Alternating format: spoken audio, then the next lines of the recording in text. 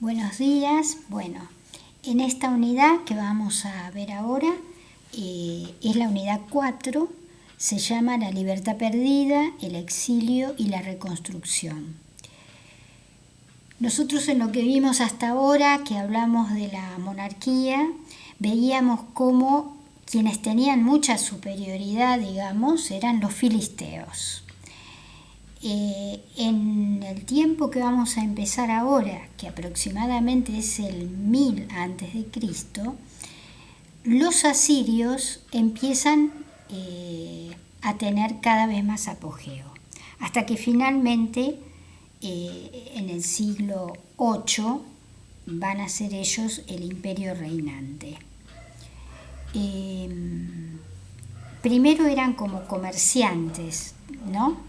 Pero después empiezan a tener una política expansionista y militar. Tenían una manera, el rey que en realidad más va a enfrentar esto, un rey asirio, Tiglat-Pileser, del año 745 al 727, ellos se proponen conquistar y someter. Por supuesto que las poblaciones quedan sin autonomía política, con muchos tributos o impuestos. Si hay una sublevación del rey, se saca ese rey y se pone algún rey títere, entre comillas. Si hay nuevamente más sublevaciones, empiezan a deportarse poblaciones, porque entonces desarraigados es más fácil dominarlos. Este era el método de los asirios. Mientras tanto, en Israel ya habíamos contado en la unidad anterior que habían quedado los dos reinos, cada uno con su rey, por lo tanto debilitados. Seguimos en el mismo tono, pero ante un enemigo común y poderoso surgen aún más problemas. Pekaj, que era un rey de Israel, quiere unirse a Acaz, rey de Judá, quien no acepta esta alianza, y hay una guerra conocida como Siro-Efraimita entre ellos, porque Pekaj quería sacarlo a Acaz y poner a un rey que se adhiriera a sus proyectos.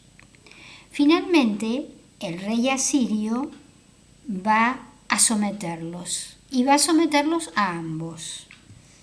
En el año 722, es importante destacar esto, con Sargón II, que era un rey asirio, cae Samaria. Samaria es deportada, fue con mucha hazaña esta guerra, y los deportan a la Mesopotamia y traen habitantes de Hamat. Aquí es el inicio de la rivalidad que siempre hay entre judíos y samaritanos, porque se los considera impuros raciales. Otro punto que destaca el profesor José Luis es la reforma de Josías. Josías obviamente fue un rey de Judá del año 640 al 609 a.C., y él propone poner en marcha una invitación para vivir una Pascua distinta, a donde renovaran la alianza con Yahvé. Era un hombre con una gran sensibilidad en cuanto a la reforma religiosa, y busca terminar con idolatrías y sincretismos religiosos y centralizar todo el culto en Jerusalén.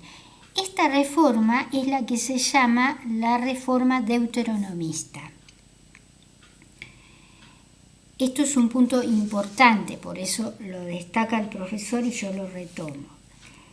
El cuarto punto es la dominación babilónica y el exilio.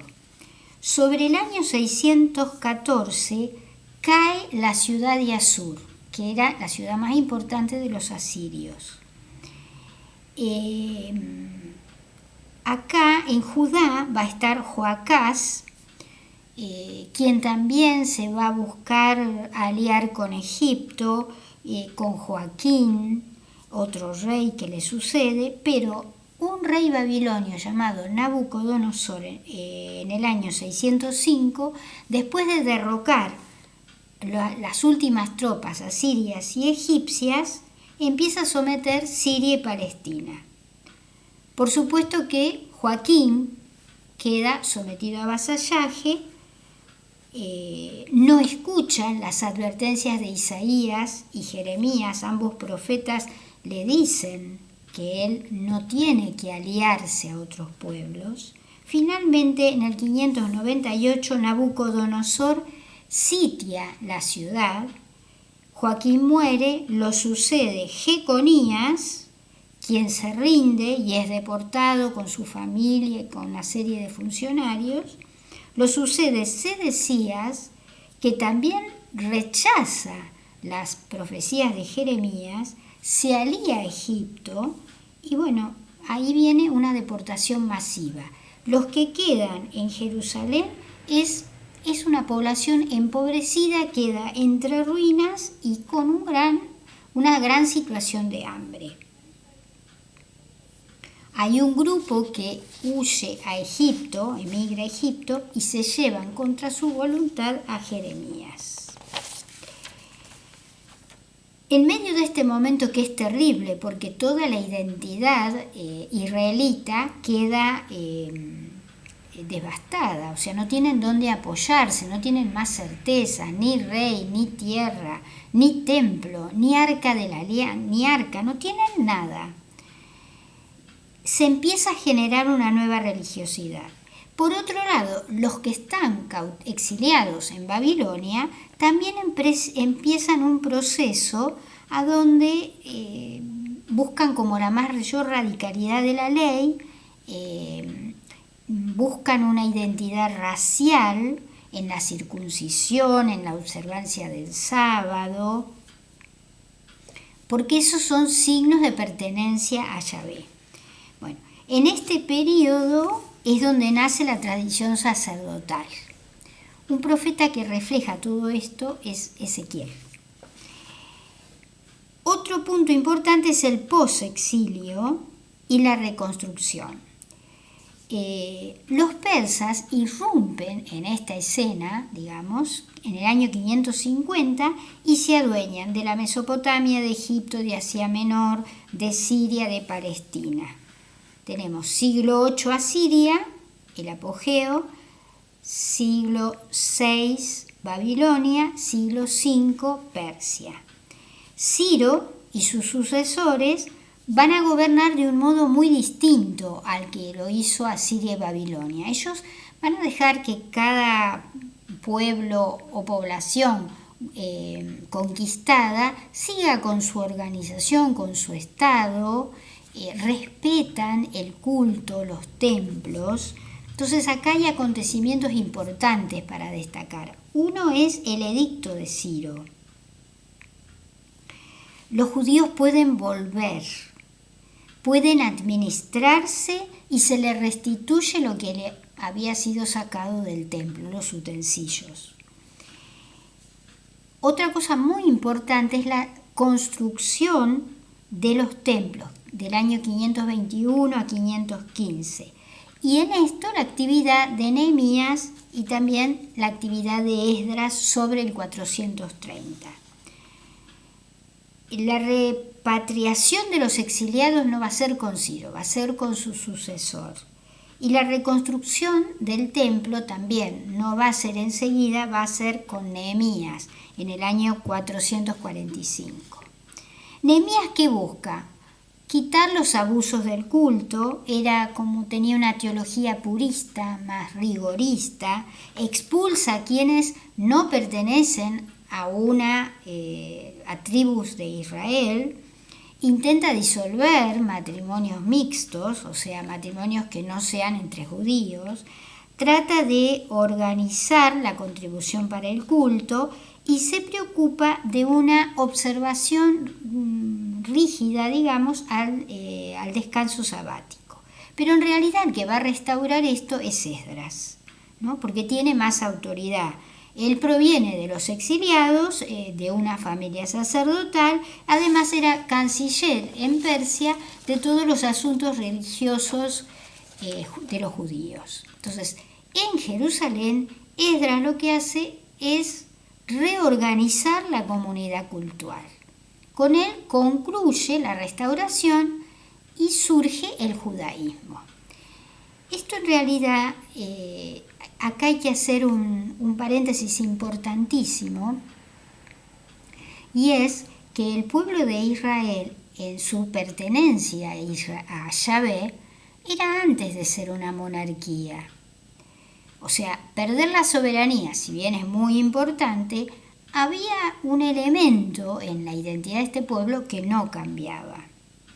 El problema ahora es que el centro estaba puesto en la norma absoluta. Entonces se inicia otro tipo de camino Israel, a donde sale de esta historia que había iniciado. O sea, no es que rompe relaciones con Yahvé, pero la voluntad de Dios la considera atemporalmente, ¿no?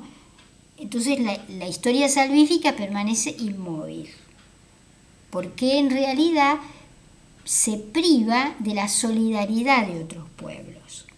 En esto también hay que destacar dos proyectos contrapuestos. Están quienes regresan del exilio, ostentan el poder, se presentan como organizados, el entorno es sacerdotal, están centrados en la construcción del templo y tienen apoyo del imperio. La genealogía, que venían de las tribus, es como su arma para defenderse ante otro grupo, que son los llamados los pueblos de la tierra, son aquellos que permanecieron en Palestina y que no tenían pureza racial. Esta ideología de los pueblos de la tierra era más universalista, no centrada en el templo y en la ley, sino en la misericordia. El primer proyecto, el de los exiliados que vienen, tiene como más representantes a los profetas Ageo y primer Zacarías, ligados a este proyecto. En este pensamiento se ubican los escritos de Primera y Segunda Crónicas, Primera y Segunda Reyes, Esdras y Nehemías. Entre los escritos de los pueblos de la tierra está el segundo Isaías, Joel, Malaquías, segundo Zacarías, Ruth y Jonás. Les recomiendo que lean todo el material porque van a tener mucho más detalle. Bueno, muy buena semana y nos vemos.